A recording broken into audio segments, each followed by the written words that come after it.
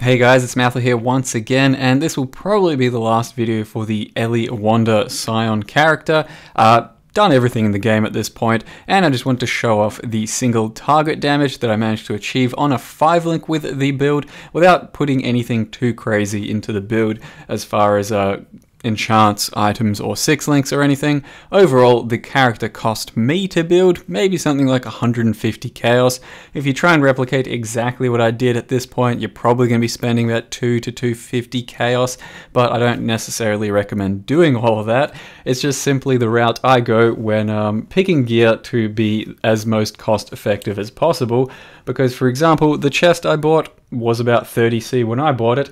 It's now something like 1 or 200C. So I definitely don't recommend getting that chest and instead running something like a Belly of the Beast, which is far better and more defensive for the build, but it was more expensive at the time for me, so I chose not to do it. In any case, the point of the video is just to show off some single target damage of Barrage with the fully Ellie Wanda version. As you can see, up until tier 15, and including tier 15, we had no problems with any single target. It was actually pretty damn fast for everything, and bosses more or less fell over everywhere. It's not until tier 16, Shaper and Ubritziri, that we ran into a few little hurdles. They weren't necessarily hurdles, it just means you have to actually play the game with the single target damage we had available to us. It wasn't extremely one-shotty, it wasn't super incredible, it was just adequate and decent. Now, saying that, you can see that you do have to do a lot of dodging on things like this fight, because my life isn't high enough to be able to tank everything, and I don't have Val Pact still. When you do this amount of dodging, it really does lower your DPS quite substantially, but you can certainly do some face tanking in something like the Minotaur here. All of these maps that I did for the Guardian maps weren't particularly easy. They did have some sort of damage modifier or some reduced damage taken modifiers. So the Hydra you just saw had like 30% extra monster life, I think. This Minotaur has like 100% extra fire damage or so. So I'm surprised that I was taking any hits at all. But I think the map was Ellie Reflect as well, as a matter of fact, now that I mention it. So there were, you know, quite a few little hurdles to get through while running these maps, but it is a real world experience. You're not always going to roll just garbage Guardian maps and hope for the absolute best. You will have a bit of a shit Guardian map every now and again. And you can see without Val Pact, the Life Leech isn't incredible, but it's an extra few points I didn't really want to spend and didn't actually need for anything besides Guardians. So when you're actually up to this phase, and you want to do some high tier maps and some high tier bosses, at that point it's probably worth reinvesting into Val Pact, and as I mentioned, probably worth getting a Belly of the Beast as well. It should push you up to almost 6k life, which lets you take care of a lot of this sort of content without falling over immediately. I don't fall over quite immediately with my life amount, but it does get sketchy at times. Now this map has something like a bit of extra damage and also vulnerability, and as well as that shield ground everywhere. So it's a hard Phoenix map, and it does require me to just kite a lot, and it brings me to my point of the DPS here isn't super incredible, because at the point of running Guardians, you really do want to be looking to fine-tune your character, and that mostly, or at least at the very least, means getting a 6-link. I spent a good 500-600 fusings trying to get a 6-link, didn't happen. It is what it is. Previous character spent a good few hundred, didn't get a 6-link, so I've had to do these contents on a 5-link, and it's been kind of a struggle. A 6-link would increase your DPS by a good 50%, which is absolutely huge. A Dying Sun, which is something like 200 chaos, increases your DPS by another 30-40% or so. If you can get the 2 Barrage helm enchant, boom, another 30-40% DPS increase or so.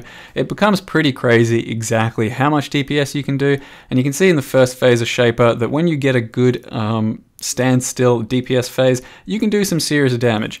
When you're in the third phase and you have to run around a lot and you run out of flasks, the DPS is not very impressive, and it's definitely a huge struggle to try and survive and maintain any sort of sustain on the damage you're doing. As well as that, point blank is a big part of that damage, and having to run around and, you know, attack from range means you're not getting the most out of your DPS, So the more DPS you have and the more fine-tuned the character is, the easier all of this content will be, just because you're killing it so much faster. Your flasks are that much more important and sustaining for you, and it just becomes a lot easier to farm. So that's my recommendation basically. If you're going to try and farm tier 16 and Guardians on a character like this, you do really want at the very least a 6 link. You can do it off 5 links, as you can see, because I did do it off all these guys off of a 5 link. It's just kind of hard, and I really wouldn't recommend the struggle on anyone else, because it's not very enjoyable, though it is a great challenge, and if it's something you want for yourself, by all means, go out and get them. This is Uber at Siri, and the Vals died pretty easily, but that definitely could have gone worse. And then the biggest trouble I had was with the trio. I just barely didn't have enough life to feel comfortable tanking any of the damage here. And you can see that I die to just about anything that the ranged one does. And without Valpact as well, I just don't leech fast enough to get back up to full, and it becomes kind of a struggle of just running around.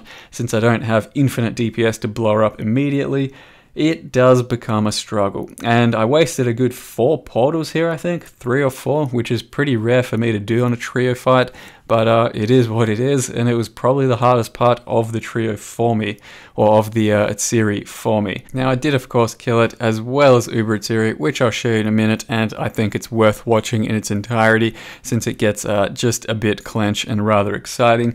But first of all, I did want to just go over a few little bits and pieces for this character, for gear choices and all that, and show you the character's path of building while we're at it, to show you exactly what you're looking at for tooltip DPSs there, and how they work with Barrage. So really quickly, a lot of people ask for my path of building paste bin when I'm playing a build, so they can look at the gear and the character and all that. You can do that just by going to your path of building and import my own character by just typing in my account name, which is Mathel, hit start, find the character in the character list, which all you need to do is find my actual character name, and at this point we were looking at sponsored build. Tick delete jewels, delete skills, delete equipment if you really want to import over the current tree you have. Import the passive tree, import the items and skills, and that takes care of it. So then you can see everything that my current character, or any of my characters that currently exist on my account, and you can see all of their stuff, and then play around with stuff and path of building yourself and customize it as you see fit. Now of course, if I take off some of this gear in the future, you won't be able to do that from the actual account and the characters that are existing, but for now, and while I'm actually playing those characters in real time, you can definitely do that. So as far as this is concerned, Alira is at Bandit. You can see that the Bandit option is up here, and our main skill is Barrage, the one that we're most concerned with. Only 1 projectile selected. We're only doing 120,000 tooltip. You select all projectiles because we do currently have 5 of them, I believe, and then customize the configuration as you need to.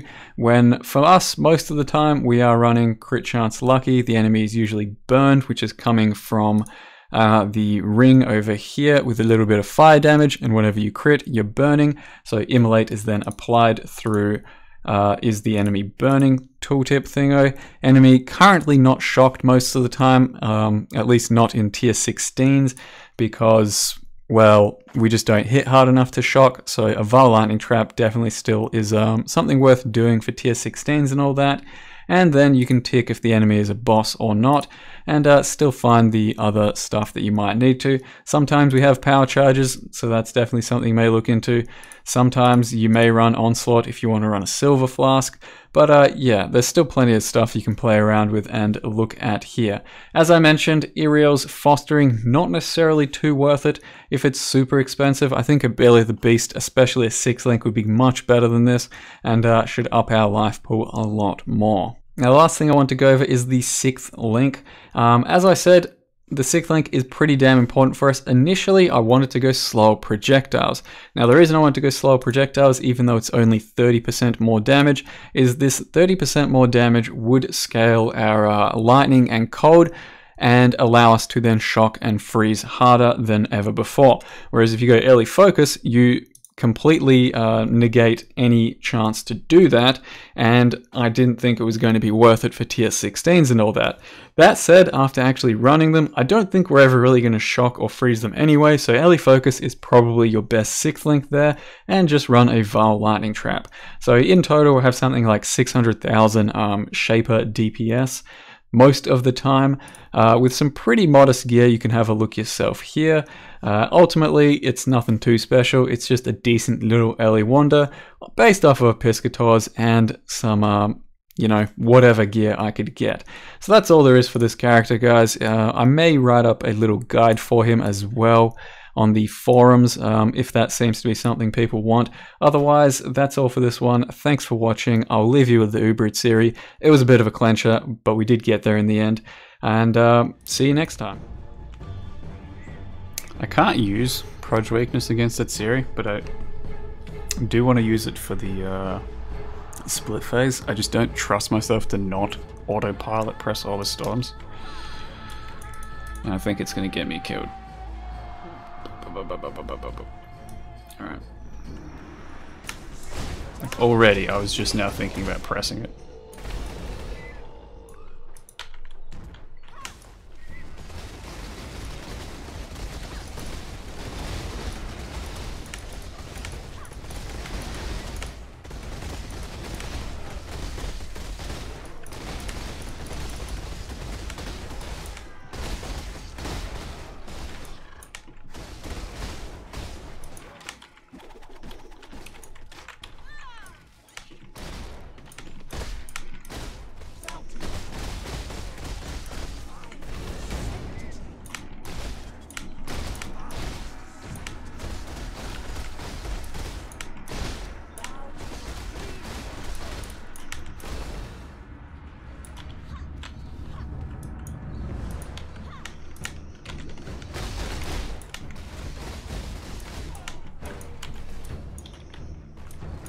No, see what I mean? I pressed it a second time against her. Whew. I do have the recovery Quicksilver to clear it though, if I fuck up.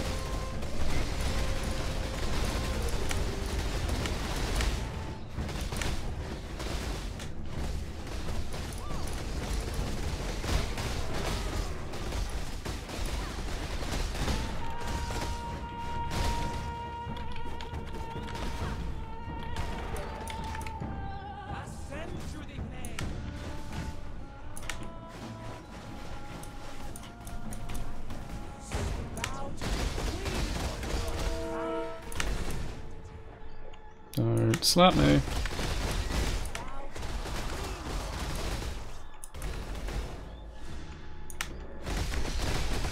I need a phase right now to push her over. I think we did it.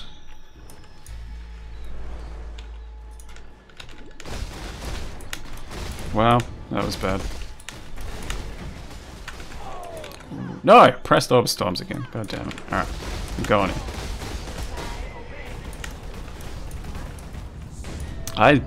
That was fucked. There was no amount of premonition that was going to get me out of that. Oh man, that was my last portal now. Fuck, that's not fair. I really needed more. Nothing more to give. Glad you made it back.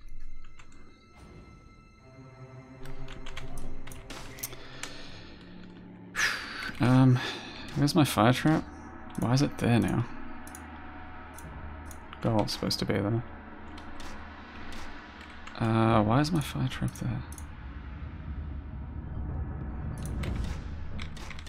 Okay, that's fine.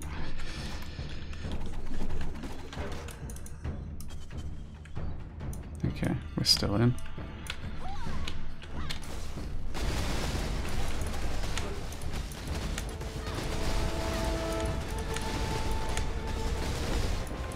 And if I had like one more portal, I think I'd be confident enough to do this. But this amount of portals...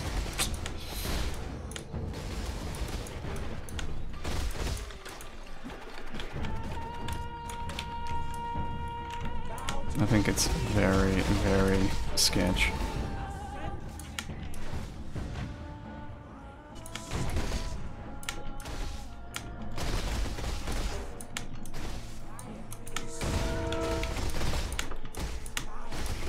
If I didn't dodge that second spear, GG. Yeah, that should have been a next phase, so that's why I went for the cast right there.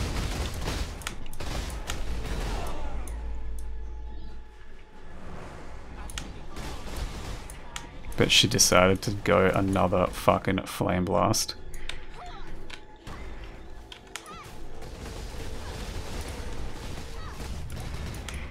Like, she was already pushed over. Everything was cool. And she goes for one fucking more attack while I'm summoning my bro.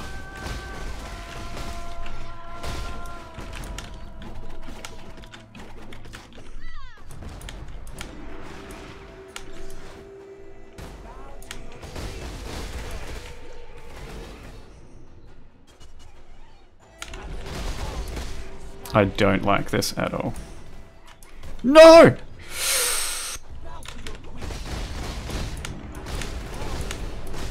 Oh god.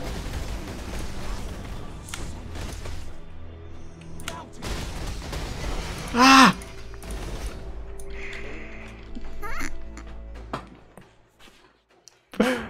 Oh, that's just...